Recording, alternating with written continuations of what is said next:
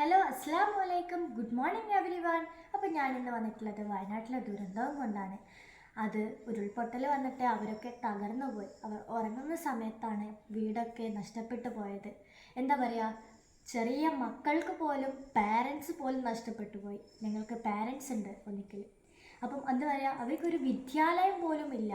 ഞങ്ങൾക്ക് വിദ്യാലയമുണ്ട്, പിന്നെ ഞങ്ങൾക്ക് പാരൻസ് ഉണ്ട്, ഭക്ഷണമുണ്ട്, വെള്ളമുണ്ട്. എന്താന്ന് വെച്ചാൽ എല്ലാം ഞങ്ങളുടെ പാരൻസ് വാങ്ങിത്തരാറുണ്ട്.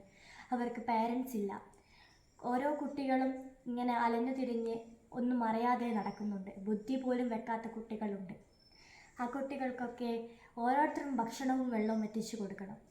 അത് എന്നെക്കൊണ്ടാകുന്നത് ഞാനും ചെയ്തു കൊടുക്കും. ഇപ്പോൾ എനിക്ക് എന്നെക്കൊണ്ടാകുന്നത് ഞാൻ ചെയ്യുന്നുണ്ട്.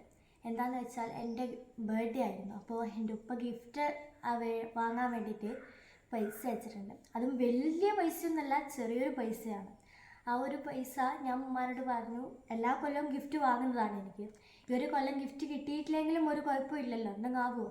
അപ്പോൾ ഉമ്മ പറഞ്ഞു അതെന്താ ചെയ്യുക. പിന്നെ വയനാട്ടിലെ ദുരന്തം കണ്ടിട്ട് ഒരാൾക്കും ഗിഫ്റ്റ് പോലും വാങ്ങാനുള്ള ഒരിത് മനസ്സുണ്ടാവില്ല.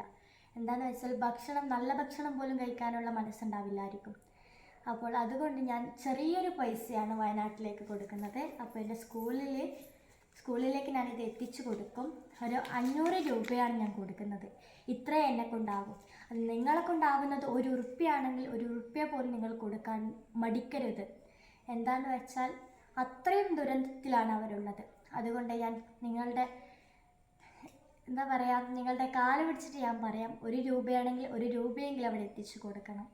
അപ്പോൾ എൻ്റെ സ്കൂൾ ബസ് വരാനായി. എന്നാൽ ശരി, ബൈ ബൈ.